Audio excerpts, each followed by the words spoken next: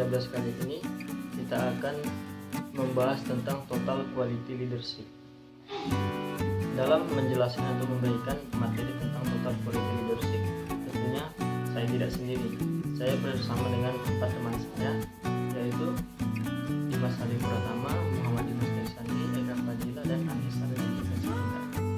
Baiklah, kali ini saya berkesempatan untuk memberikan materi untuk orang yang pertama. Baiklah, langsung saja. Total quality leadership. Kemudian kita masuk ke introduction atau perkenalan. Total quality management atau total quality leadership, disingkat TQM atau TQL. TQM atau TQL keduanya merupakan filosofi dan seperangkat prinsip panduan yang mewakili fondasi organisasi untuk terus meningkatkan kualitasnya. Kemudian TQM atau TQL adalah aplikasi metode kuantitatif dan organisasi, semua proses dalam suatu organisasi dan sejauh mana kebutuhan pelanggan terpenuhi sekarang dan di masa depan. TQM dan TQL mengintegrasikan teknik manajemen dasar, upaya peningkatan yang ada dan alat teknis di bawah pendekatan disiplin yang berfokus pada peningkatan secara terus-menerus atau berkelanjutan. Maksudnya ini, TQM dan TQL ini selalu mengintegrasikan teknik manajemen dasar, yaitu teknik manajemen disiplin, pendekatan disiplin yang berfokus untuk meningkatkan atau mencapai tujuan, yaitu untuk meningkatkan kinerja seluruh staf secara berkelanjutan atau secara terus-menerus. Kemudian pengertian manajemen mutu. Secara umum, manajemen mutu dapat didefinisikan sebagai kegiatan yang terkoordinir untuk mengarahkan dan mengendalikan organisasi dalam hal yang bermutu.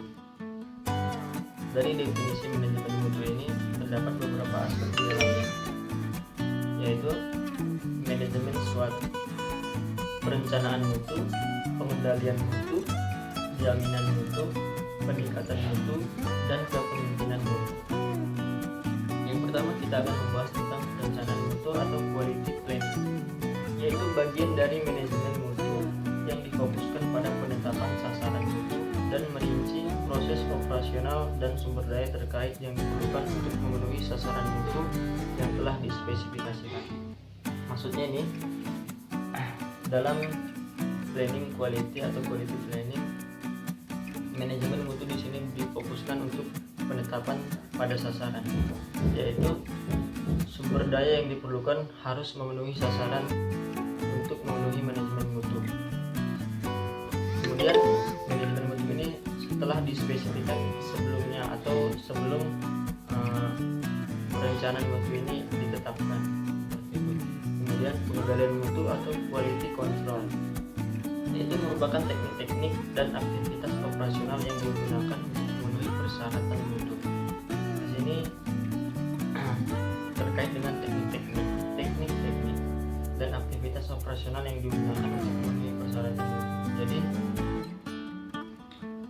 dalam sebuah organisasi harus mengetahui teknik dan aktivitas operasional yang ada di dalam organisasi tersebut agar memenuhi persyaratan manajemen mutu yang ada di organisasi tersebut. Kemudian jaminan mutu atau quality assurance, yaitu semua tindakan terencana dan sistematik yang diimplementasikan dan didemonstrasikan guna memberikan kepercayaan yang cukup bahwa produk dan barang yang dihasilkan akan memenuhi persyaratan mutu. Di sini terkait dengan barang dan jasa, yaitu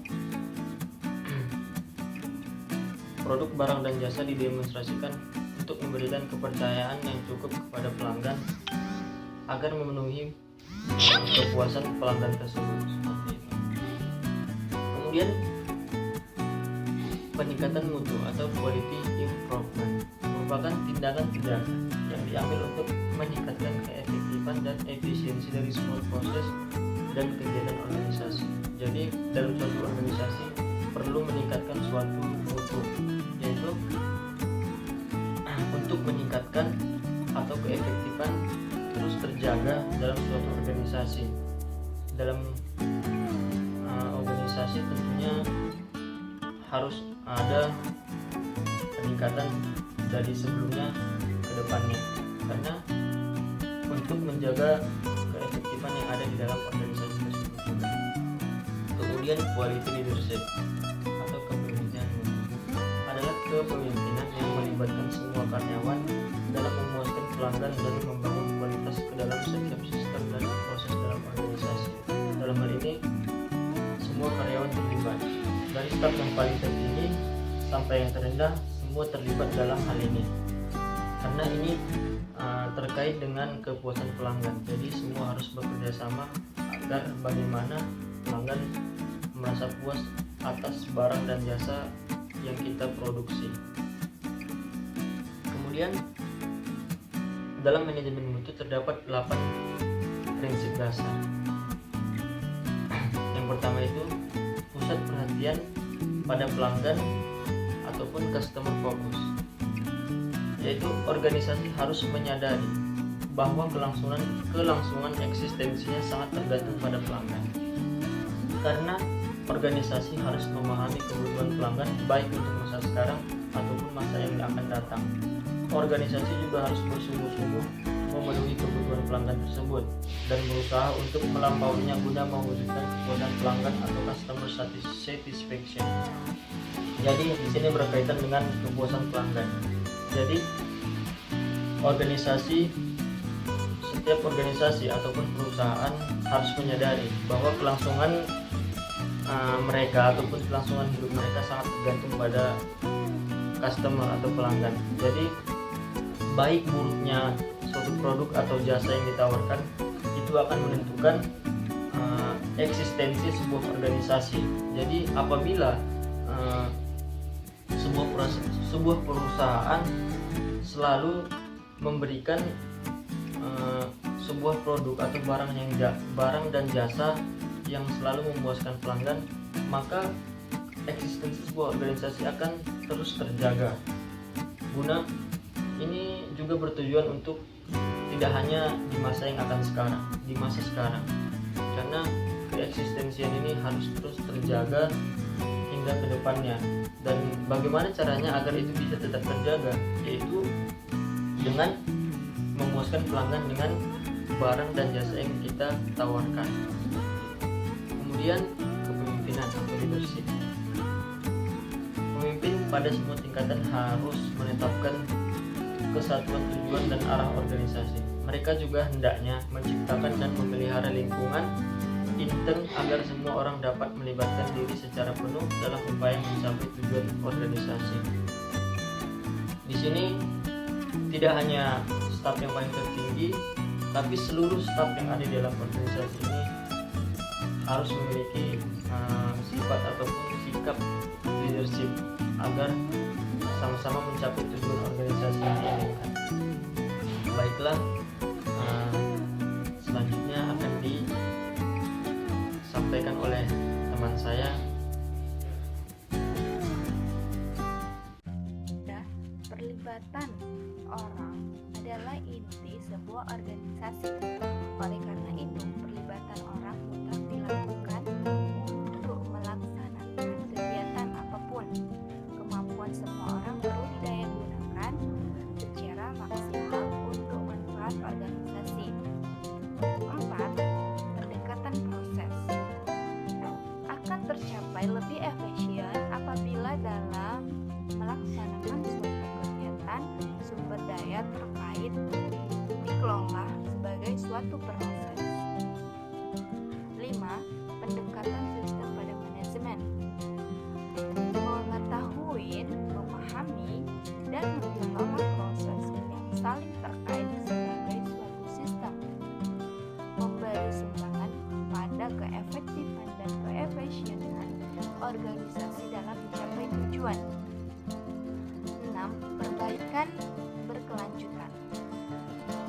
Kinerja organisasi secara menyeluruh harus menjadi perhatian utama semua pihak, mulai dari pemimpin tertinggi sampai pada semua staf di lapisan bawah, dan hendaknya menjadi tujuan tetap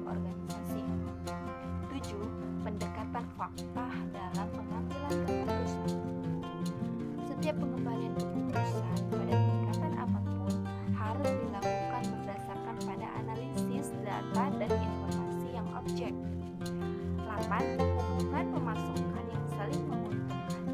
Semua pihak harus menyadari bahwa suatu organisasi dan pemasukan yang saling bergantung satu sama lain.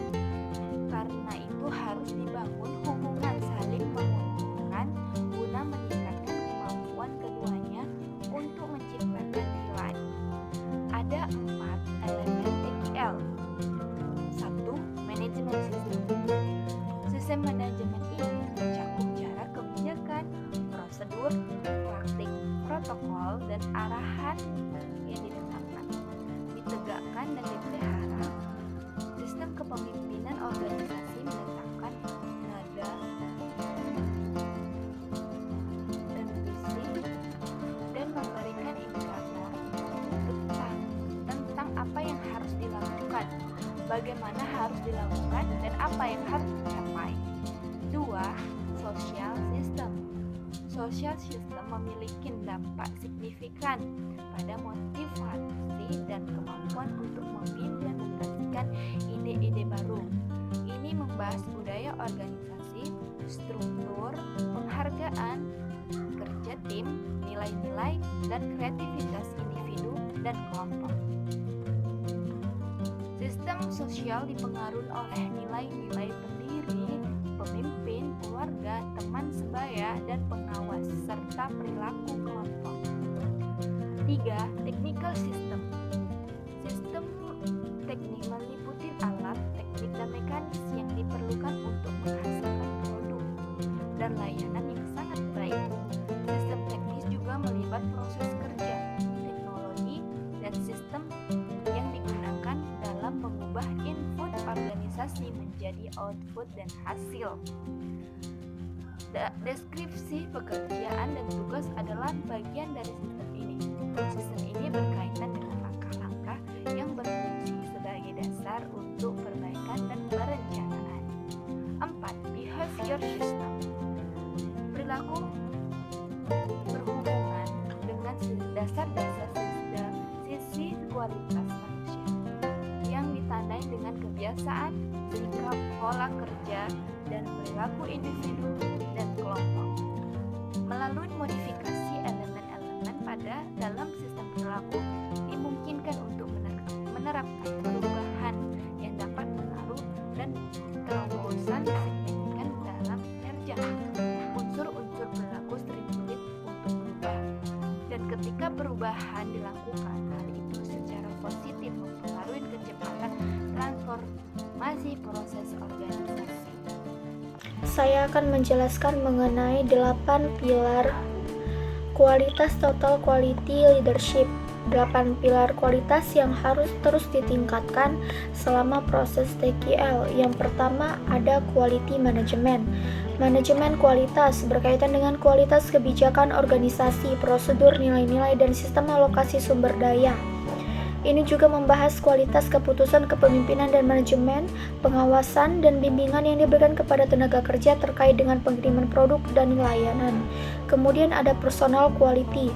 Kualitas pribadi berkaitan dengan kualitas atribut pribadi, kepercayaan, dan karakteristik yang memungkinkan individu untuk mempertahankan etika kerja dan kinerja yang sangat baik.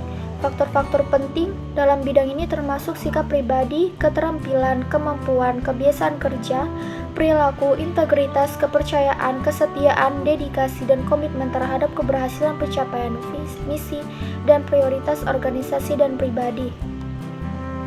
Kemudian ada quality of service. Kualitas layanan melibatkan beberapa faktor nyata dan tidak berwujud, seperti tingkat kesopanan yang diberikan kepada pelanggan internal dan eksternal. Ini juga mencakup faktor-faktor lain seperti penampilan produk dan layanan yang ditawarkan, daya tanggap, dan sejauh mana pelanggan menerima layanan bernilai tambah yang memadai. Kemudian ada proses quality. Kualitas proses berkaitan dengan kualitas proses kerja primer, sekunder, dan tambahan yang diperlukan untuk mengubah input organisasi menjadi output dan hasil. Proses kerja primer berdampak pada pelanggan eksternal, sedangkan proses sekunder berdampak pada pelanggan internal. Proses kerja bantu memiliki dampak di tingkat pekerjaan dan tugas.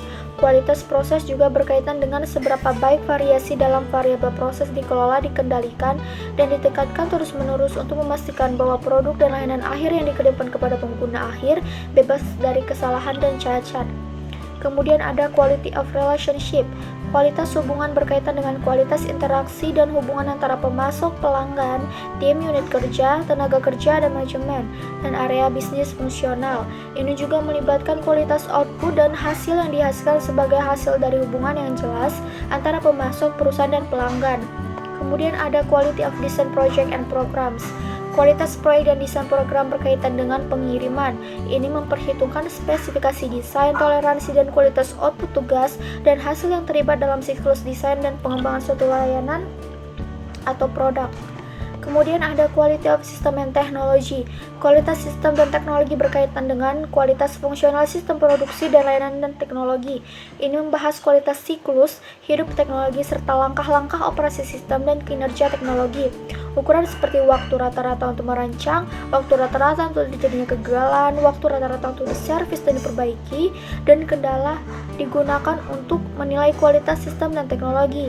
Ini juga membahas seberapa baik sistem dan teknologi tercanggih diintegrasikan untuk memberikan produk dan layanan yang bebas dari kesalahan dan cacat kepada pengguna akhir. Terakhir ada quality of product. Kualitas produk berkaitan dengan nilai, fungsionalitas, dan keandalan produk. Penggunaan akhir juga menggunakan waktu rata-rata untuk terjadinya kegagalan, waktu rata-rata untuk memperbaiki, dan waktu siklus perawatan dan biaya untuk mengevaluasi kualitas produk. Demikianlah 8 pilar kualitas TQL yang harus terus ditingkatkan selama proses TQL berlangsung. Terima kasih.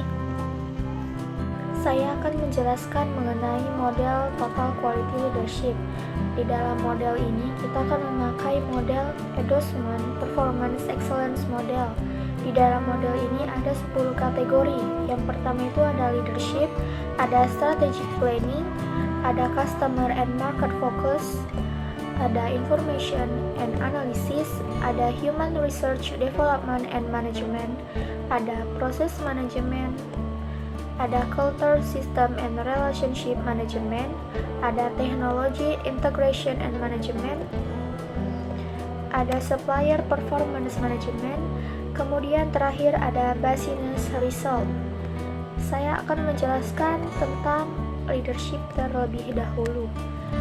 Kepemimpinan meneliti tentang bagaimana para pemimpin senior organisasi mengatasi dan mengkomunikasikan visi misi, nilai-nilai, dan harapan kinerja organisasi, pemberdayaan, inovasi, pembelajaran, arahan, organisasi, dan koordinasi tugas.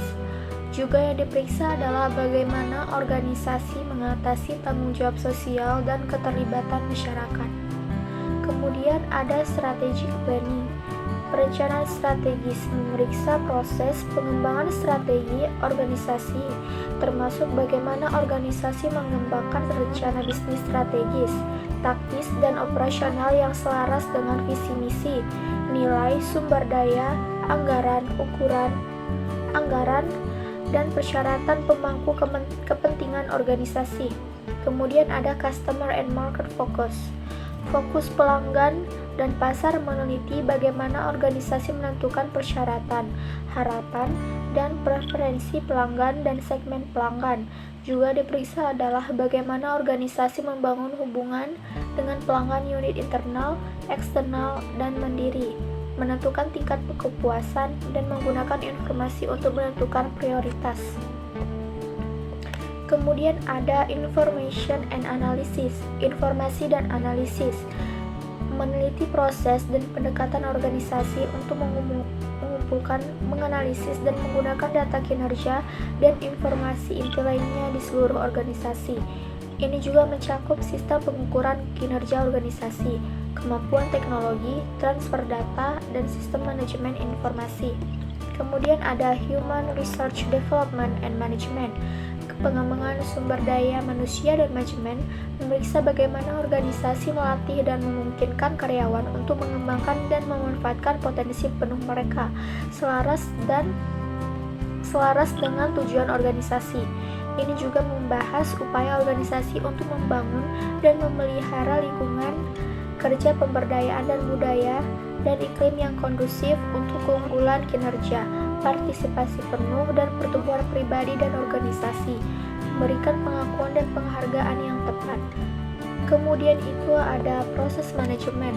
Manajemen proses memeriksa aspek-aspek kunci dari kemampuan organisasi untuk mendefinisikan, mengelola, dan terus meningkatkan proses kerja primer, sekunder, dan tambahan, termasuk desain yang berfokus pada pelanggan, pengiriman produk dan layanan, dan manajemen variasi proses. 7. Culture System and Relationship Management. Sistem budaya perusahaan dan manajemen hubungan menguji kemampuan organisasi untuk menciptakan lingkungan kerja tim yang terpadu dan kohesif, yang bekerja sama dan peka terhadap kebutuhan dan kebutuhan populasi karyawan yang beragam.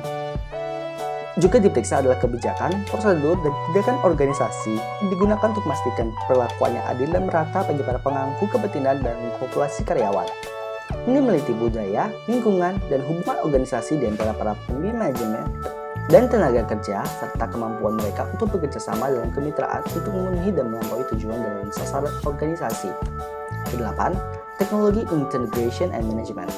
Integrasi dan manajemen teknologi memeriksa komitmen organisasi untuk mengidentifikasi dan mengevaluasi teknologi yang muncul terkait dengan produk dan layanan baru, kinerja proses utama dan dukungan, dan manajemen sumber daya manusia. Ini menilai pemanfaatan teknologi organisasi, integrasi sistem, dan elemen konektivitas. Yang ke-9, Supplier Performance Management.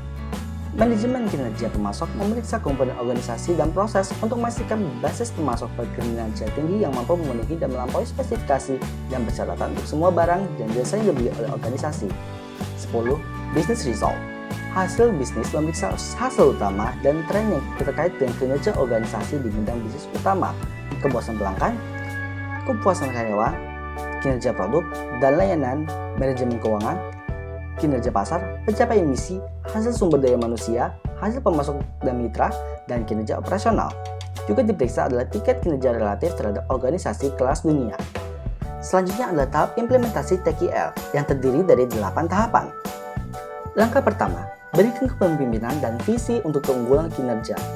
Pemimpin tertinggi organisasi harus memberikan visi, nilai, budaya, dan lingkungan untuk keunggulan kinerja.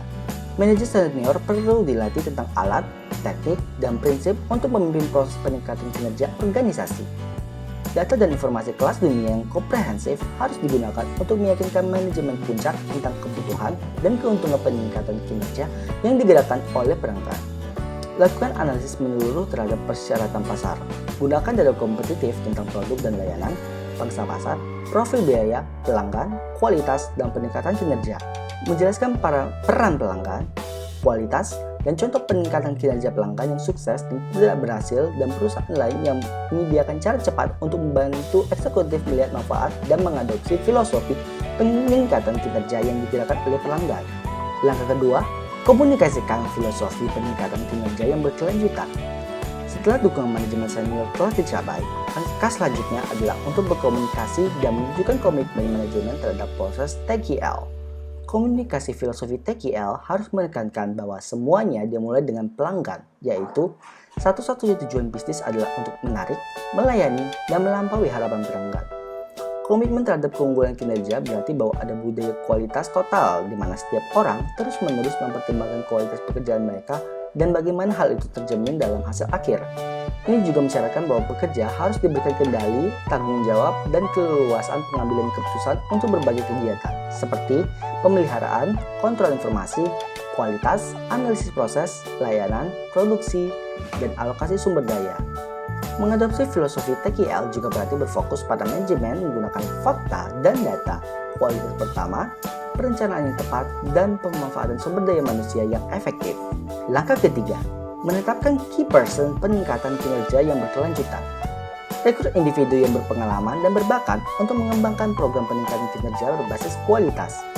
Individu yang bertanggung jawab atas pengembangan program ini juga harus diberi wewenang dan sumber daya yang diperlukan untuk melembagakan elemen-elemen program. Organisasi harus membandingkan praktik kualitas yang berhasil diterapkan di organisasi lain untuk menghindari sumber kegagalan potensial. Saya akan mengajukan presentasi dari teman-teman saya yaitu implementasi TQL atau Total Quality Management.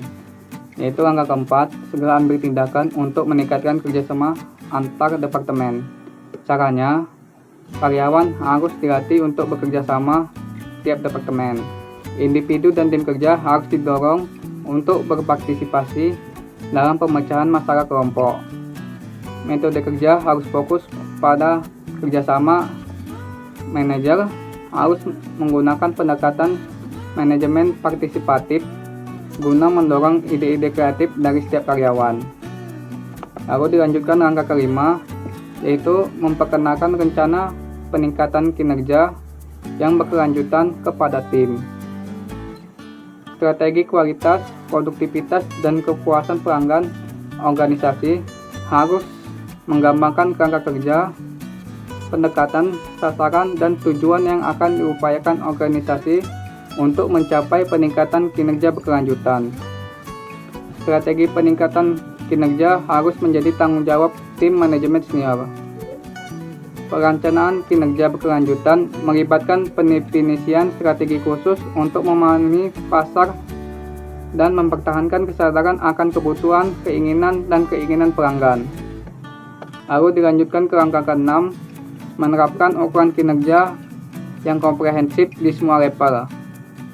Caranya, mengembangkan dan menerapkan ukuran kinerja yang komprehensif untuk manajer dan bukan manajer, serta pemasok dan pemilik proses. Pengukuran kinerja harus lebih dari volume penjualan, profitabilitas jangka pendek, dan tingkat pengembalian investasi. Fokus dalam pengembangan ukuran kinerja baik untuk manajer maupun bukan manajer harus mencakup tetapi tidak terbatas pada bidang-bidang berikut. Yang pertama, laba jangka pendek dan jangka panjang, indeks kepuasan pelanggan, indikator peningkatan kualitas dan produktivitas, pengembangan organisasi, profil pangsa pasar, tingkat pengembalian pada investasi, dan langkah-langkah keandalan produk. Lalu dilanjutkan langkah ke-7, yaitu mengembangkan proses baru yang telah ditingkatkan untuk mengganti yang sudah kadaluarsa.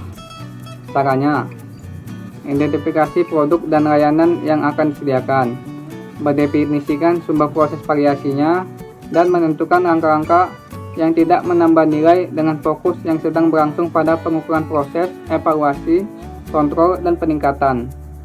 Untuk mencapai hasil yang diharapkan dari kepuasan pelanggan dan kualitas, individu dan tim kerja harus diberikan perhatian dan pendidikan yang tepat.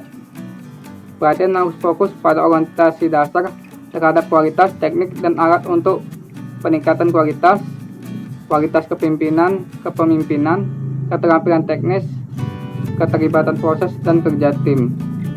Adapun langkah terakhir, yaitu memantau dan mengenali kemajuan menuju tujuan peningkatan kinerja. Caranya, publikasikan proyek-proyek percontohan yang berhasil. Hadiah bagi tiap SDM dan individu yang secara konsisten melakukan sejumlah perbedaan. Berikan pengakuan dan penghargaan tepat waktu, berupa promosi, kenaikan gaji, penghargaan, tanggung jawab tambahan, dan terima kasih atas pekerjaan yang dilakukan dengan baik. Harus mengakui pencapaian tim dan individu. Ya, teman-teman, itulah implementasi dari TQL atau Total Quality Management. Sekian.